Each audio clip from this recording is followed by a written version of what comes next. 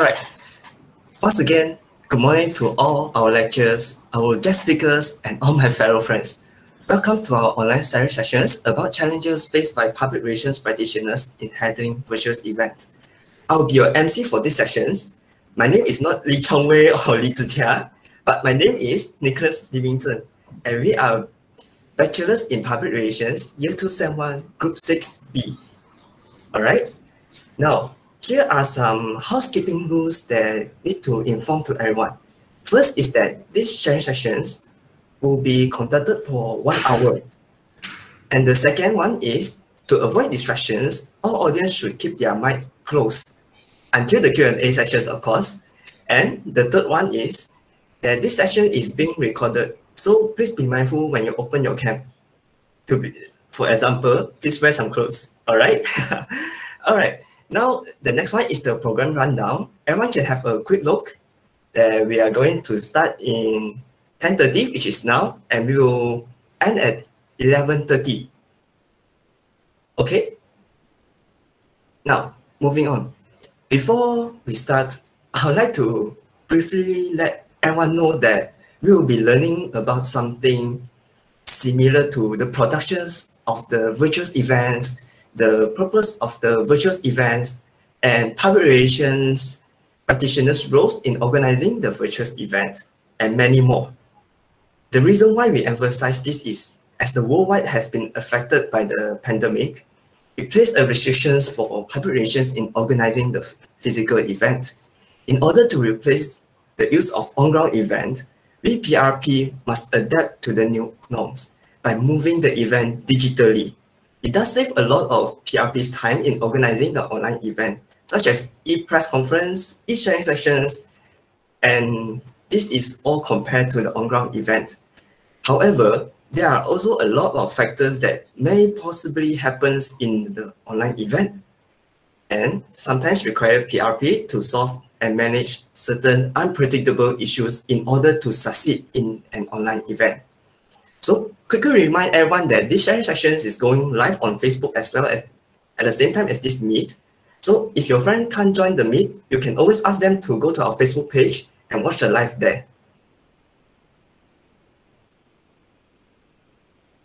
Now, for the moment you all been waiting for, I would like to invite our special guest speaker, Miss Jacqueline, Managing Director of Centric PR and Vice President of Public Relations and Communication Associations of Malaysia, to introduce herself and share with us how they handle virtual events.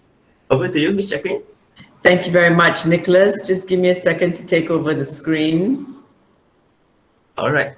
Now, while we wait, please look forward to the sharing sessions, because this, how to handle virtual event, really help us a lot.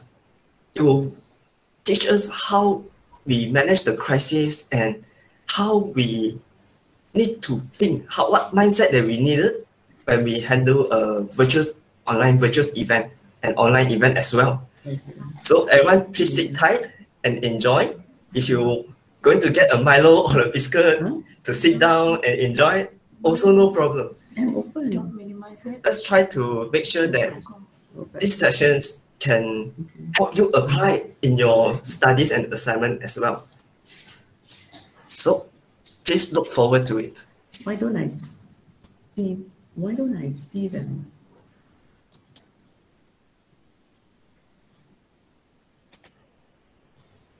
Can you all see the screen yet? Not yet? Not yet. Now it's just a black screen. Okay, hold on. All right. For some strange reason. So while we are waiting, anyone have any curious questions that you want to ask first? Maybe I can try and answer you guys in the chat box for the moment while we wait. Okay. Anyone? No? Well, if no one have any questions, I do like to share that. Yes, please have patience and wait. Yeah, I would like to share my experience. You know, like when I can't see them. Okay, the slide is back. Huh? Yep, now we can see the slide. You can see the slides? Yep. And you can hear me as well? Yep. Okay. Great. In that case, I'll start right now. So good morning, everyone, to the organizing committee, the faculty members, especially Ms. Lim Zizi and Josephine Ng, and to all students who are logged in. It is my very great pleasure to be with you this morning to share with you the challenges faced by PR practitioners in handling virtual events. And you might wonder why I'm the one here sharing this with you. Well, I've been in PR for a number of years, more than 20 years actually. And when I first joined PR 20 years ago, the internet was just becoming a big thing. It was very new to everyone. And so much so in those days, when a company launched their website, we actually had a media event, and the media actually came, all right, for the launch of a website. You will not find that today. In today's world, you launch a website, no media is going to turn up for you. So as you can see, things have changed very much over the last 20 over years. Yeah. Well, I always like to start every presentation that's related to PR with this slide. All right, it's called the PESO model. PESO stands for paid, earned, shared, and owned media. And it was developed by someone by the name of Jeannie Dietrich. This slide, this model is a must in today's PR world. So I'm not going to go through it in very much detail, but I suggest all the students who are logged on, you go and look it up later on. All right. Again, when we talk about PR, 20, 30, 40, 50 years ago, it was mostly media that was earned. All right. So we, through our skills and through pitching stories to the media, we get earned media. But in today's environment with the internet and with all sorts of social media out there, just the pure earned media doesn't work anymore. So we also have to look at some paid PR, we have to look at some shared PR and some of your own PR, which you have via, of course, your own website, your own internal communications, your podcasts and videos and so forth.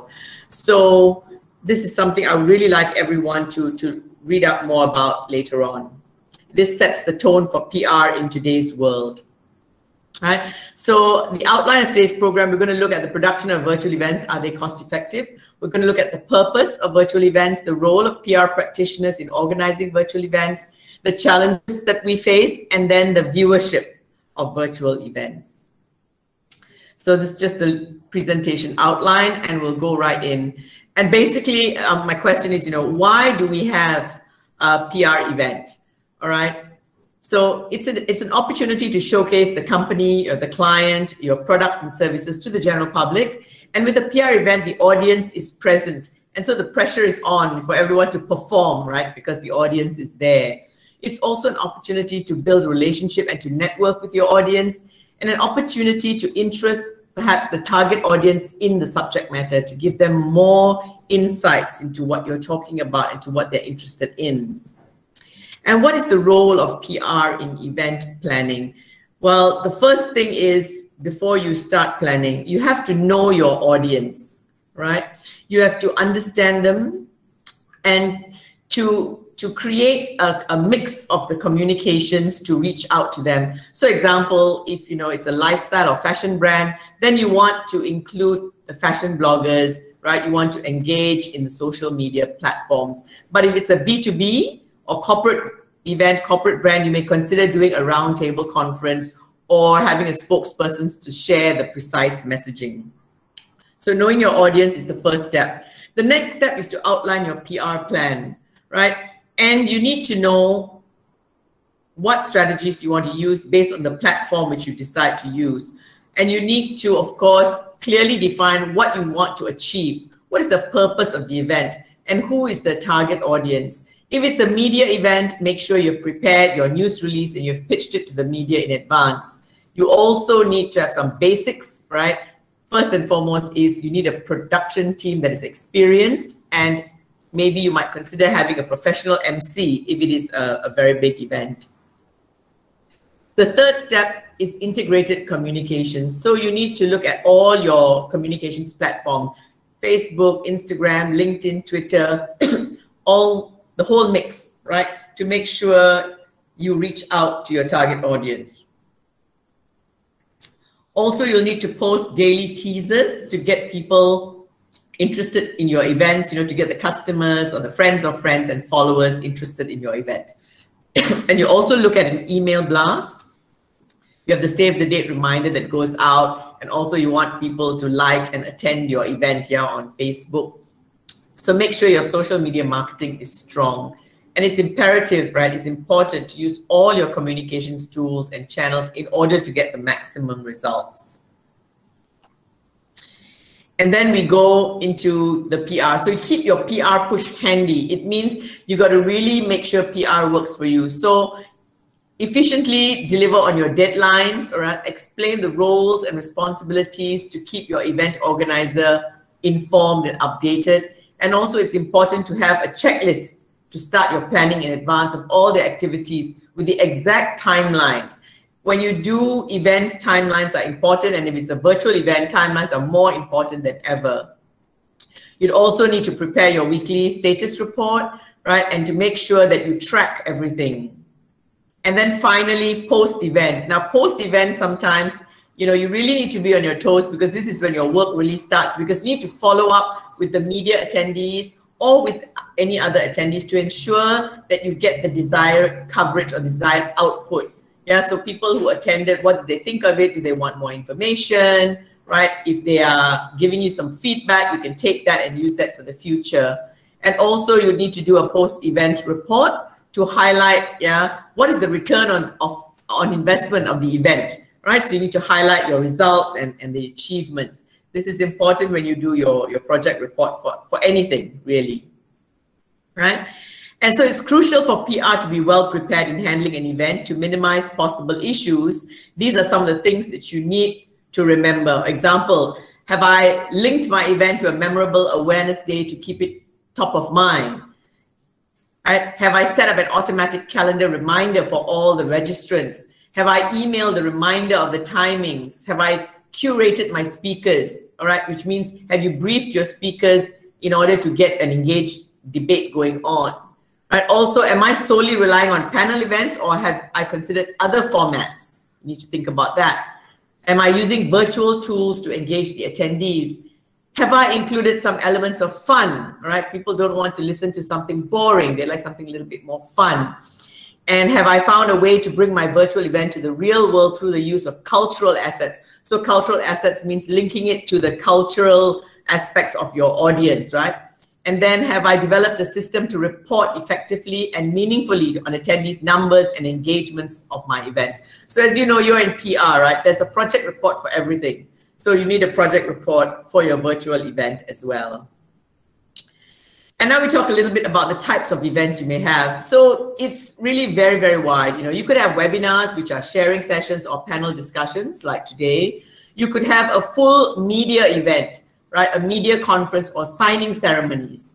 You could have a launch event for a product or a service. Yeah, for example, property launches, right? In the auto industry, there are vehicle launches. You could have an office or showroom opening. You could have a factory or a plant tour. And also annual general meetings are held virtually since COVID-19. And also for internal use, you can also use it for town halls, which is basically what HR does for employees to keep them updated on what goes on. Yeah, so these are some of the events. There are other types as well. So now we move into the production of the virtual event. Right, so some types of virtual events, you can have a private event by invitation only. So these could possibly be media events because you only want the media to log in. They could also be internal or corporate events. And certainly AGMs are private events because they are only for shareholders of public listed companies. Yeah. You could also have public events like what we're having today. I think is a combination of a private and a public. It's private because you've registered, but it's also public because you're on Facebook Live. Yeah. So these could be webinars. They could be open to the public to register. They could be broadcast.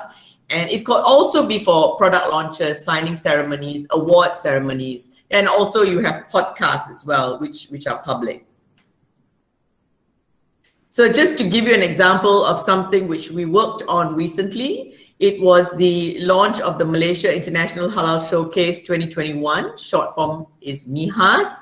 And as you can see, it was a totally virtual exhibition, a totally virtual showcase. So anyone who registered either as an exhibitor or as a visitor, this is the home screen that they got when they logged on for the MIHAS 2021. And you will see all the different areas here. So all people need to do was to click. If they want to go to the exhibition, for example, they clicked on exhibition. If they wanted to go to the Knowledge Hub, they clicked on the Knowledge Hub, the Help Desk, and the Network Lounge. So it's virtual. This was the first 100% virtual MIHAS that was ever organized. It was organized by Matre. Yeah. And to give you a little bit of the behind the scenes thing. So for example, your event prep, this was the prep for the launch, the media launch, which was held exclusively for the media. So you can see the spokespersons at the table and they are in the green screen. Yeah. So this is what it looked like there at the broadcast venue. And this is behind the scenes. Look at all the equipment that is necessary for a virtual event, for a broadcast. Look at all the cameras, the screen, the teleprompter. Yeah, it's really quite a lot of equipment, as you can see. So this is the prep that we're talking about. And this is why when you're doing an event, you need a professional event organizer, right? For a big event like this. And then to share with you, again, this is what it looked like. So you'll see on the left-hand side, this is how it looked at the broadcast venue. Yeah, that was the live broadcast. And you look on the right-hand side, the screen view, this is what viewers saw, right? So all the technology behind this is done by the event organizer. And these things are not cheap, all right? So I hope that gives you a bit of a hands-on take at what goes on behind the scenes at virtual events, right?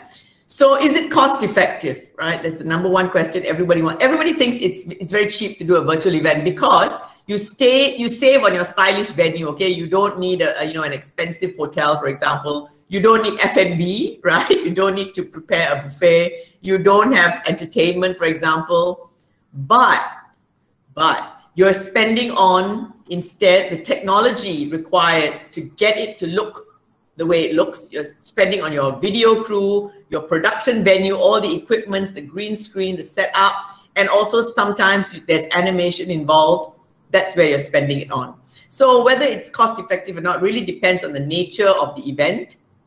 If you're doing something like what we're doing today, then I would say it's very cost effective, right? Because there's not much spent on all the other things, right? But for example, if you're doing an annual general meeting, yeah, for public listed companies, then it's not cheap, I would say, because you need the assistance of artificial intelligence technology behind the screen to facilitate it, to facilitate the voting, the counting of the votes and so forth. And that, like I said, is not cheap. Yeah, so it really depends on the kind of events you're having. Right? So what is the purpose of virtual events? Why do we have virtual events? I mean, basically it's to help your brand or to help the client evolve and achieve optimum online presence by integrating the traditional communications plan with digital approaches. You know, so we try and make it seem as real life as possible. Yeah, so, you know, and we are using new media. So we're using the internet, we're using Facebook, Twitter, Instagram, right? We're using influencers, we're using YouTube, right? And all of this is to help to bring it to life, right? A little bit about the number of internet users in Malaysia, because, you know, if you go live on a live broadcast, like today we're going on Facebook, yeah, we have close to 28 million internet users in Malaysia. And this figure is increasing day by day. And also the penetration rate is about 84% of our population. And with regards to social media, we have 28 million social media users in Malaysia. And again, that is increasing very, very fast day by day. And the number of population of Malaysia, I mean, actually almost everyone, yeah, is on social media today, except for maybe the very young and the very, very old, right? So let's talk about reaching your target audience with the new media. So new media meaning social media. So social media and the new media provides access and reach beyond borders and boundaries. yeah, enables new media forms and narratives to serve new audiences across generations, especially young people perhaps who are alienated from traditional media platforms, formats, and menus. So for example, I don't think many of the students logged on today, I don't think you look at physical newspapers anymore, right? You probably read the news online, yeah? And also, you know, new media helps you to analyze the pattern of your audience. So you can look at your audience and you can look at who you're reaching, and it helps you to gauge, yeah, who you're reaching out to. So enhancing an organization's profile through virtual events, all right? So an organization helps, you know, it can help your reputation, it can help your profile, yeah, because your reach is now endless. All right, so you can also then expand your sessions, you can bring on more speakers, and you create more experience that connect with people. And you also can invest in things that you create, you can create impact, all right? So from your analysis after your report, you know what is impactful, and then you can create even more robust events and reach even more people virtually, yeah? So another aspect is to look at encouraging business partnerships through virtual events. So many people join for networking and social opportunities, and virtual events should not be any different. Yeah, so a virtual event can also facilitate interactions, allowing attendees to connect with subject matter experts in between sessions, and group chats, yeah, and meetups also provide opportunities for people to get to know each other. If you go back to the MIHAS thing that I looked at a little while ago, you'll see that there was one icon for networking, yeah? So you could click on that for the networking. Also, it's much harder, you know, it's much harder really to replicate the atmosphere and engagement levels in person rather, you know, compared to online, because online you can have a huge number of attendees that you may not be able to interact with everyone. You only get a small number. So it's a good idea to focus on your relevant audience rather than just on head count. Yeah, so instead of having, you know, 10,000 people, if you just have 100 targeted, it makes a lot of difference for virtual events. So enhancing a relationship between organizer and audience. So, you know, on virtual events, one of the main challenges is to keep your audience engaged. So to do that, you need to offer attractive content, all right? Content that draws the attention of the attendees. For example, for today, it's very specific. We're looking mostly at students in the faculty, right? So this is a subject matter which you're studying about, so it's relevant to you. Yeah. Also, you need to perhaps invest in your production quality, as we said earlier. So you want to make sure that your production team really has the experience to set up meeting rooms and visual aids, and also promote real-time interaction. So that's why we have live Q&A sessions or live polling sessions and survey responses after each sessions. And people always advise to keep your sessions shorter, right? Because sometimes if it's too long, people tend to lose interest. So the shorter it is, the more dynamic you can make it and be straight to the point. So what are the PR practitioners' role in organizing virtual events? Yeah, what will you be doing if you're organizing an event? So basically, you're going to use controlled media, your own assets, your data, your digital tools, right? To make sure that you know what you're doing. Right, you need to understand how a brand's entire digital footprint works, right? Because if you're, you know, working for a company now, all companies will have, you have your website, you have your Facebook, LinkedIn, Twitter, you also have YouTube channels. So you need to know how all of this works. And then you need to activate the campaign with media and social channels to create omnipresence. You know, omnipresence means you're everywhere. Yeah, and to drive better audience engagement and grow your brand's online reputation. You need to learn to create campaigns that capture your audience both in browse and search mode. And you also need to understand what the audience actually wants, right? You need to understand their needs and gear your content so that it can be found where they're hanging out, right? So it makes it easier for them to engage with you.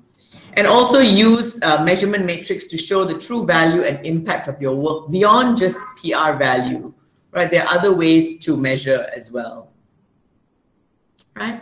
And you need to develop new skills, right? So you need to be aware of industry trends, for example, because it's beneficial to follow social media postings of prominent PR professionals and to regularly monitor the trade sites and publications to stay current with new trends.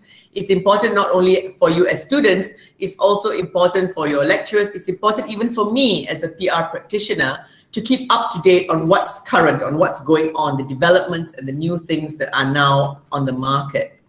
And you also need to try different styles of writing, because how you write for a news release, for example, is quite different from how you'd have a script for a virtual event, right? So try different styles of writing, and then, you know, whether it's formal or more informal, more casual. I think for events like today, it's fairly informal. I prefer informal setting because I think I connect better with the students on an informal level. Also, you need to ensure your audio, visual, media, and graphics are in order. So make sure that your content, you know, really appeals to people and, you know, it's interesting. So what are the challenges in conducting virtual events? And mind you, there are quite a number of challenges, right? Number one to remember is that today the network connection, it's not the main concern anymore. All right, maybe a few years ago you're very worried. Oh my God, is my network connection going to be, you know, constant throughout? But today it's not an issue anymore. So after 1 year of transitioning virtually, network connection is no longer an issue when conducting a virtual event. But there are some other challenges, and what are they? This is feedback, right, from people, from companies who have been running virtual events, companies who organize virtual events. So you'll see the number one, right, 38%, there are too many other events going on. So participants are now sick of online events, right? Also, people say their supporters are not tech savvy, yeah? They also find it's harder to get supporters to participate in virtual events. Yeah, they say we don't make as much revenue from virtual events, right? We can't deliver the kind of value members need from events in a virtual environment. It's tough when you cannot see somebody face to face. It is tough. Yeah, they say supporters don't have stable internet. Yes, but it's not number one anymore. It's right down in the middle now. Yeah, we don't have the technical infrastructure to run them properly. So, like I said, you need a very experienced production team to help you. Yeah, they say it's difficult to differentiate virtual platform from one another because there's so many going on now. I think when the pandemic first started last year, if you have a webinar, you get very good attendance level. But today, right, it's been more than a year. It's difficult to get people to attend a webinar unless the subject matter is really, really you know, something that they are interested in, very relevant to them, to the issues they are facing. Yeah, and of course, some people say, you know, some people are not interested in virtual events, right? They don't have the necessary budget to host a virtual event, and they say setting up a virtual event is too time intensive. Yes, it is time intensive. You should take that into account because to plan it properly, it takes a lot of time. Yeah. Some other challenges that people face, yeah. So it's another company that organizes virtual events. So they were asked one of the biggest challenges they've noticed with hosting virtual events compared to in-person events. So they say networking is difficult, right? In person, right, you can have a chat with somebody, you can have a coffee with them, you can call them aside maybe to have a quiet chat, but with virtual events, that's an issue. Also, engagement level, they say it's more difficult to keep attendees engaged during the entire session, right? And differentiation, yeah, which was mentioned in the previous slide as well, is difficult to be memorable, right? Because, you know, people are getting more and more and more creative with how to engage. Logistics is a challenge, yeah, meaning your setup and so forth. Sponsors, that's a major thing. If you're doing a virtual event, right, compared to a physical event, sponsors tend to be not so keen, right, because they feel the impact is not there. And then, okay, the impact example is difficult to connect with your customers and your prospects virtually. So that is why for certain things, if it's more a business-oriented session, you may want smaller groups of people rather than larger groups so that at least you can be a little bit more one-on-one with your customers and your prospects. And finally, looking at pivoting to virtual, what's your biggest challenge? So these are some other comments from other event organizers. They say engagement is the #1 challenge. The lack of tech knowledge is #2. Sponsors, again, 14%. Attendance is an issue. Budget is an issue, and the tech sourcing is an issue. So these slides are basically feedback from event organizers, right? So, you can see that even the professionals have great challenges. Yeah. So we move into now the viewership in a virtual event, right? So some tips to gain high viewership, for example, is to choose a topic relevant to the target audience, right? So again, it goes back to a database. For example, if you have a database, right, and you want to organize a webinar for the database you have to find out what is relevant to this database, right? Then you have to promote the event on social media. And it's good if you choose a trending topic, right? Makes it more exciting, more relevant, right? It's good if you have your own database. That's always helpful. Or to work with another party that has the database. That's what we do in PR. And then you need to select your panelists or your speakers to make sure that they are people, #1, who are subject matter experts, people who have also a presence, yeah, that their name is recognized so that people are interested to tune in, yeah. Right, now we look at the response rate for virtual events in evaluation. So it's common for organizers to experience lower response rate for virtual events compared to physical surveys that we used to do before, because people are experiencing now what is called survey fatigue. All right, it means that we've experienced this as well personally. It was very difficult to get feedback from our virtual events. So nowadays you find people may not do the feedback right at the end. They may break it up and do it like in between certain sections of the webinar or the presentation to make it a bit more interesting for people. Yeah, because Malaysians don't really engage very much with surveys. Yeah. Also, engagement and appeal rate at virtual events. So this is to make sure that you try and boost your interaction. So virtual event is less engaging and appealing than in-person events. Right? Reasons because you can't get feedback. Like right now, I don't know what you're thinking. Right? I may see later in the chat group, but right now I don't. And also the interaction with the audience is minimum. I can't see all your faces. I can only see some. Yeah, and there's a lack of social interaction. So these points make it challenging to conduct a successful virtual event. So in summary, yeah, we're nearing the end now. So in summary, I wanted to say that virtual events, they have the ability to enhance an organization's profile, yes. Thorough preparation is needed to avoid trivial issues such as network connection, right, during a virtual event. Content is king, so you need to have very engaging, interesting content, yeah. Secure trending or relevant topics and list the panelists to gain interest of your target audience. And also boosting new skills, right, would help a public relations practitioner thrive in a constantly shifting industry.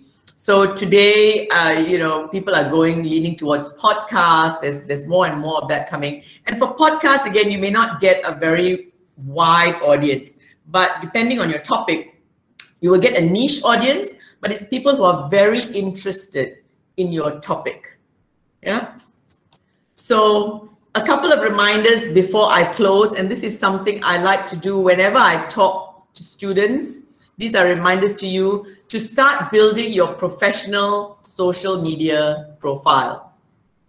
And one of the things that I'm very happy to see with TAR UC is that a lot of the students are on LinkedIn, because as you get ready for the professional world, right, you need to be more visible on LinkedIn because it's more of a work-related platform. Yeah, but I also see, a lot of you on Facebook, on Instagram, on Twitter. You need to keep it more professional. right? I've had this session before with Yuta Kampa, for example, talking about what you put on your Facebook and Twitter and Instagram, for example, yeah? So with your content, you need to be very mindful of the content that you post and in your comments. So these are the 3 questions you must ask yourself. Number 1, is it true? Number 2, is it kind? And number 3, is it necessary? Yeah, so if I translate that, it has to be true, okay? It has to be real, not fake news, okay? Don't spread fake news. Is it kind, which means, is it polite? Any comment you post, is it polite, right? It should always be polite. And then, is it necessary? Now, you don't need to comment on every single thing that happens in the universe, right? So if you have something very interesting to share, then by all means. But if you don't, perhaps, you know, you could give it a miss. You don't have to share everything.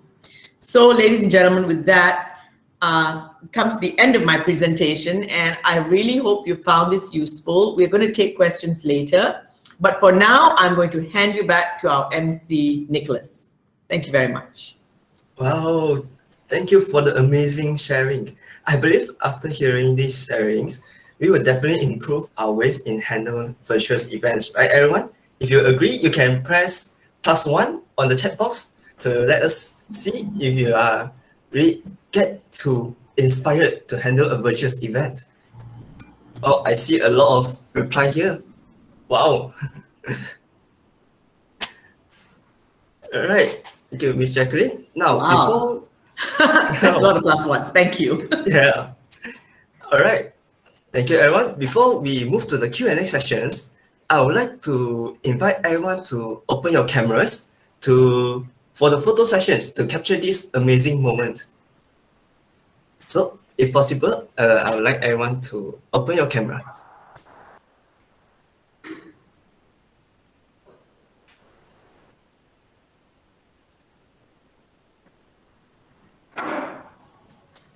Yep, it's time for the photo sessions.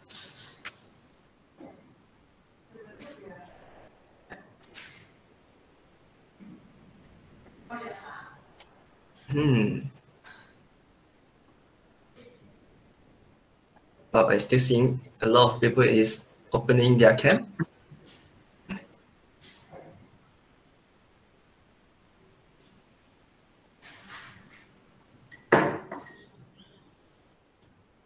Yes, we do hope that everyone can open their cam for these sessions, because it's a rare opportunity that we can get a photo session with our lecturers and Miss Jacqueline as well.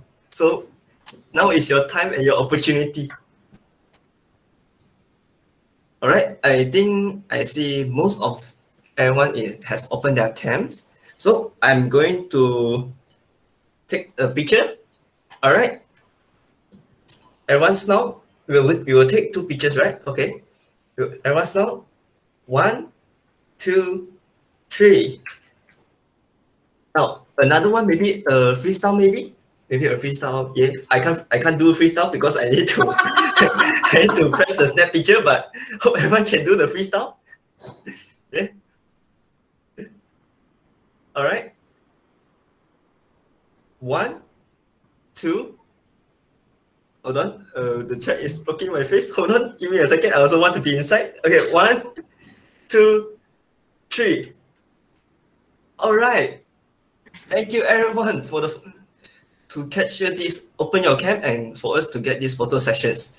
Okay. Now, for the moment that you all been wanting to have is the Q&A sessions, which is also the interactive part where you can type your questions onto the chat box, or you can open your mic to ask Miss Jacqueline's questions.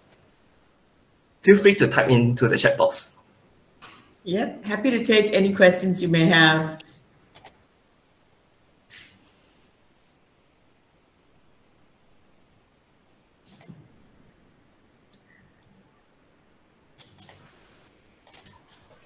Okay, first question.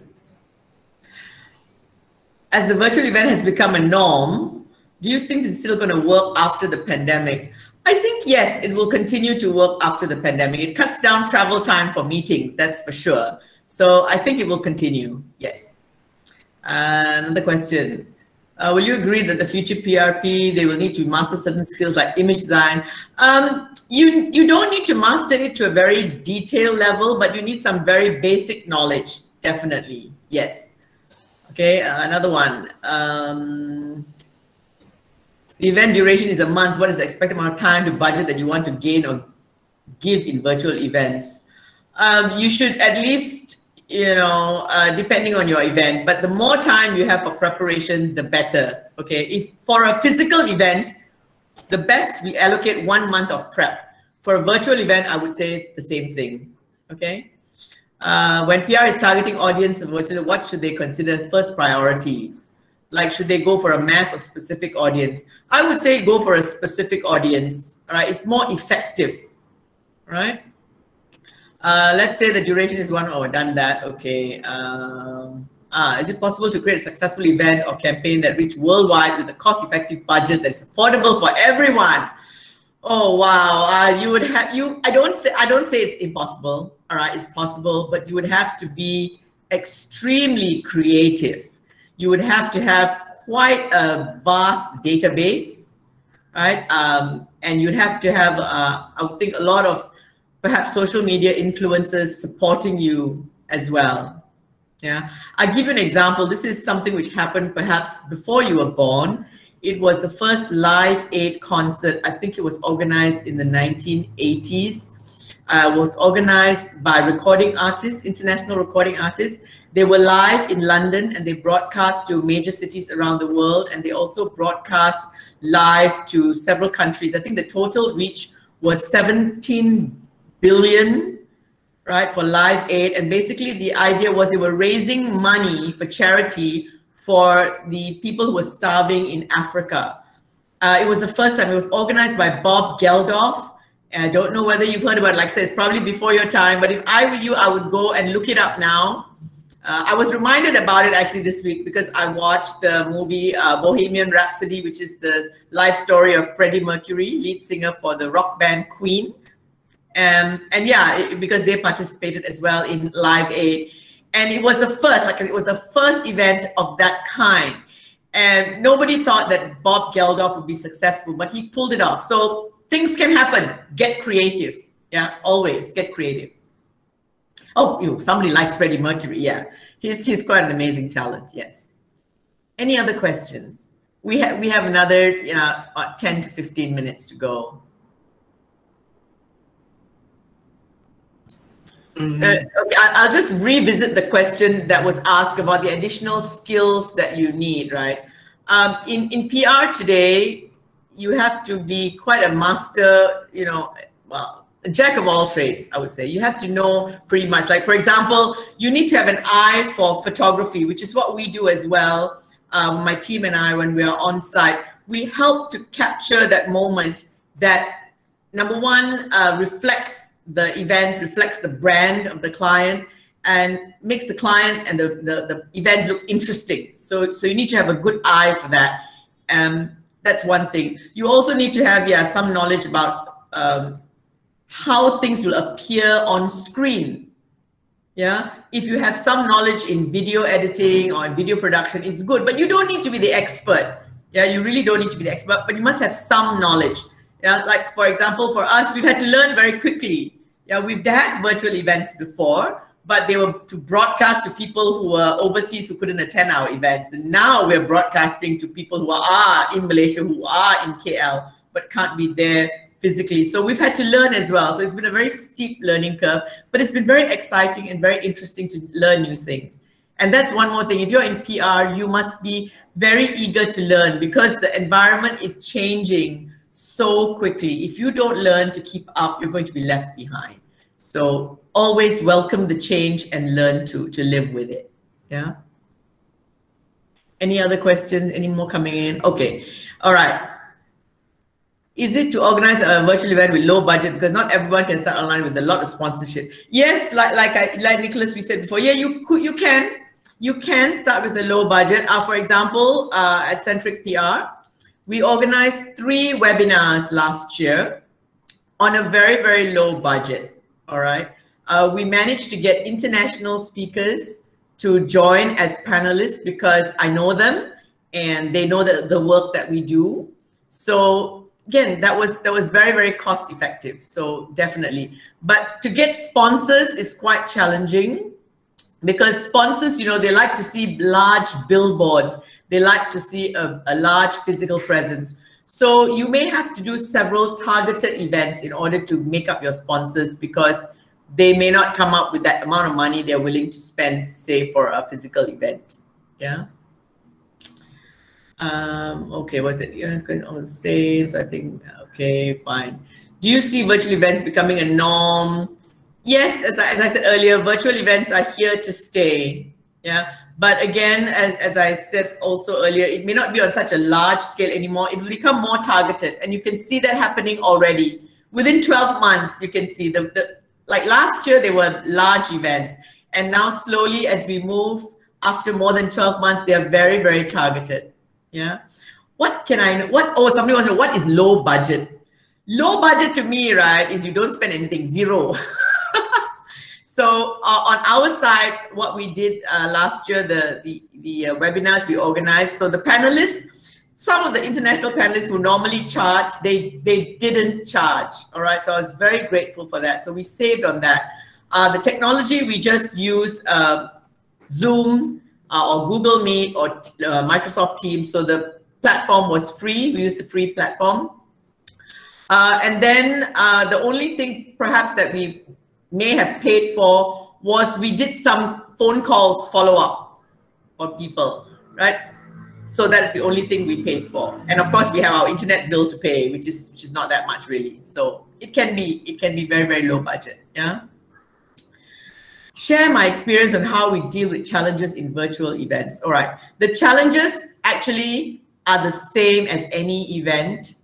All right. I would say that the number one thing is you need a proper planning. All right, which is why I say for a big virtual event, you need at least 1 month to plan. Because if you plan properly, you can already overcome like 80% of the challenges. Okay, so you need to plan in advance, right? At least 1 month. And earlier in the presentation, I spoke about all the things you need to know what who your target audience is, because then you need to target the right content at them. And for content now, you want something that's creative. You want people who may be subject matter experts, people who are already well-known internationally or even to your local audience, right? People who are big names who in that field who will attract, right? Then you need to have very close coordination with your production team, very frequent meetings to make sure that everybody is on the same timeline, okay? The timeline, everyone must be aware of the timeline, everyone must be working to the timeline, and you need to be frequently updated, and people need to talk about challenges that they're facing, right? When you are upfront with your challenges, you can overcome them, right? And don't leave everything to the last minute so that, you know, you don't have any surprises, right? So the planning aspect is very, very critical. And again, you also need to make sure you are on the right platform to reach your audience, right? Whether you need to boost it, you need some boost on social media, or whether you're going to go organic, you know, that's fine. Yeah. And I would suggest, you know, like you start organizing these things more and more for your friends, for your course mates, you know, campus events, you start, right? That's the only way to learn. In PR, you learn by doing. Right, so you must get that experience. So when you do something in a controlled environment, say you do something just for your class, right? It's okay to make a mistake because, you know, your classmates are more forgiving and you learn, right? So when you learn in a controlled environment before you go out there into the world and do something that everybody sees, right? The other challenge with virtual events today is people will log on and then they will just leave, you know, whatever, they turn off the camera, they turn off, they mute the mic, and they go and do whatever other things. And I got this feedback, I know, because, you know, school is being online now, right? And some of my friends who are teachers have given me this feedback, said the students may be logged on, but they're not there. They turn off the camera, they turn off the mic, and they're not in front. And so they're missing the class and you don't know, right? So it's important, right? Okay, another question here. Can I ask, what is the step to pre-plan an idea to make a virtual event different from others? Well, I suggest you have a team to brainstorm, okay? More minds, more brains is better than one, all right? So number one is your topic must be something that is trending, all right? You get a lot of interest for that if it's trending. Number two, it must be something that you have already a database that you can target, all right? So having your database is very important. If you got a good subject matter and you have the relevant database that's interesting, I think those are the two that you already minimize 50% of the challenges that you may face. Yeah. Another question, tips for making cost effective. Okay, same thing. All right. You need to have your database, you need to have interesting content, and then you need to frequently send reminders out. You know, I don't know about in other countries, but in Malaysia, it seems that people forget very often. All right, so frequent reminders and make it fun. Okay, I would say that's why I spoke earlier about, you know, to be a bit more informal, right? If you make something fun, people tend to remember, right? As you can see now, you know, I'm talking about Live Aid, I'm talking about Freddie Mercury. I hope that's a bit more fun and a bit more relevant to the younger people, you know, music and so forth. So you need to be a bit more fun to get people interested, people to remember. Yeah. We have 8 minutes more before we end. Any other questions coming in? Any questions from your lecturers? Hi, Miss Jacqueline. How are Yes. you? I'm good, thanks. Is that you, Sam? Yeah, Sam here. Hi. I just got to know the event last night when you tagged me on the LinkedIn. So, Yeah. Kalau I tahu awal, I just joined earlier. Thank you for joining, Sam, all the way from Penang. So somebody's asking me, they want to know more on the subject, want to an interview. Yeah, can interview. Can. Okay, I segan lah nak buka kamera, tak cantik lah hari ni. Tak apa kan? Tak cantik sangat hari ni, so tak boleh nak buka kamera lah. By the way, okay, regarding the topic, it's not the question, actually want to add on from what you share with us just now lah, with the student and maybe perhaps for all of us lah, the virtual event is actually very trendy right now. And then 4 points that I want to highlight here is, okay, number one is rehearsal. What do you think, Ms. Jacqueline? Very crucial. Oh, you must have a rehearsal. Yes. You must, absolutely must. Right. For the session that we organized for last week for Mihas, our rehearsal was like for half a day. Yeah. Whereas the broadcast is only for like half an hour. Yeah. Right. Especially when you invite international guests, because yes, definitely. You know, and then don't assume that people on the other side knows all the online platform that we are using. Yes. Maybe we familiar with Meet, but then the Zoom we are not familiar. That's right. Yeah. So rehearsal is very important. Perhaps a day before, okay, or maybe a few hours before the event started lah, Well, actually, your first rehearsal should be, you know, way in advance because you need to work out all the kinks. Yep. Okay, so you need to have a rehearsal like, you know, 3-4 days in advance. Right. And then on the day of the event, a very quick rehearsal just before it starts. So say if your event is starting at 11, you do your rehearsal at maybe 9:30. Very quick run through just to make sure everybody knows what they're supposed to do. Yep. Correct. And then number 2, moderator. You need moderator. Yes. You need a moderator or an MC perhaps, So because I believe that moderator have to be there in the chatting box so that the engagement between the participant, the audience, with the speaker, with the host is ongoing lah, Yes, that's right. For a large event, you do need a moderator because, you know, people can't be talking and looking at the chat box all at the same time. So the moderator is very important. Because the host is, you know, they have to focus on the program, and then you need another one as a backup lah. Which is relate to my next point. Advisable to collect questions from the audience prior to the event. I remember that you did this when you invite a professor in the UK. That's right. Yeah, the CSR professor. That's right. That's right. The registration form come together with a question, and then you select the question, which is very good. That's right. That's John Elkington. We did the webinar with John Elkington, on CSR. So yes, we ask questions in advance. So at least we can gauge what our audience is interested in. Right. right? So we can target their interests. Yes. And to avoid like a awkward situation when the host or the speaker keep asking any question. That's right. That's right. Yes, right? Yes. True, okay. true. The last point here, very important to consider about giving token, allowance, or remittance to the special guest. Because previously, when we have face-to-face event, the organizers sponsored hotel, transportation, and then we cannot expect free from the guest speaker because we are using their data. Yes. Yeah, at least a voucher ke, apa ke, Yeah. It's quite common. It's quite common. Yeah, it's quite common to give them a little something for their trouble. And like you said, you are also using their database as well. So once you tag people, right, on LinkedIn, for example, or Facebook, you get more people attending. So it's we call it an honorarium. Yeah, so you give them a little something. Yeah, it could be as simple as a voucher. Because people assume that virtual event is like free, free. It's actually not. Kita bayar bill tau, kan? True, bayar bill memang. Alright, I think that is the 4 important points lah I would like to add. Alright. Thank you, Sam. Thank you so much. Alright, thank you. Rambut baru yes, rambut baru, yes. This is my post-pandemic new look. Oh, gitu. I got fed up of the old look. Okay, Miss Jack, thank you so much. Thanks, Sam. Take care. Bye. Any other questions, ladies and gentlemen? We have still got 3 minutes for the one last question. Yep. Yeah, for anybody who wants to reach out to me on LinkedIn.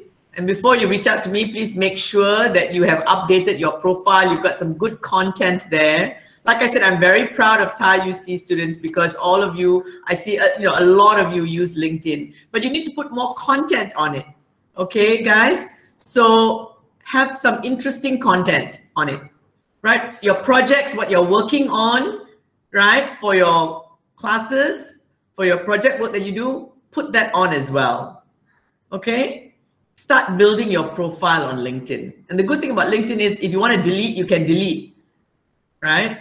So please start using LinkedIn more. Yeah. Okay, I think we're almost at the end now. If there are no other questions, I just want to say once again, thank you very much for this opportunity. I enjoy speaking with students and your faculty members. Zizi, Joe, so nice of you to invite me. And I look forward to, seeing you in person, hopefully sometime. Thank you very much, Ms. Jacqueline. Yeah, we wish to meet you in person soon as we can. I know. Pandemic. Great. All right. I will log off now and hand you back to Nicholas. Thank you so much. All the best to you all. Hope you all study hard and get good grades and pass with flying colors, okay? All right. Okay. That's all for the Q&A sessions. Before we truly end, I would like to once again thanks to Ms. Jacqueline for agreeing to accept our invitations to do this online workshop to let us learn such an amazing lessons and informations. And special thanks to our lecturers, Ms. Lim Zizi, for guiding us in organizing the online sharing sessions. But most importantly, thank you to everyone who participated in our sharing sessions conducted. We won't get this far if we didn't know that so many of you are joining us today. So we hope you have fun learning about the topic presented today. And maybe it can enhance your knowledge not only in PR or new media, but also in the events that you're planning to conduct in the future, maybe. And hope you guys have a wonderful day. And as a wise man once said, there is no end in a learning journey. So before you go, here are the QR codes for the evaluation form, or you can click on the link in the chat box. Take care and God bless. Thank you, everyone.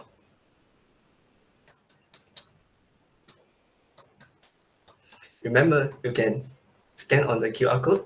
Yeah.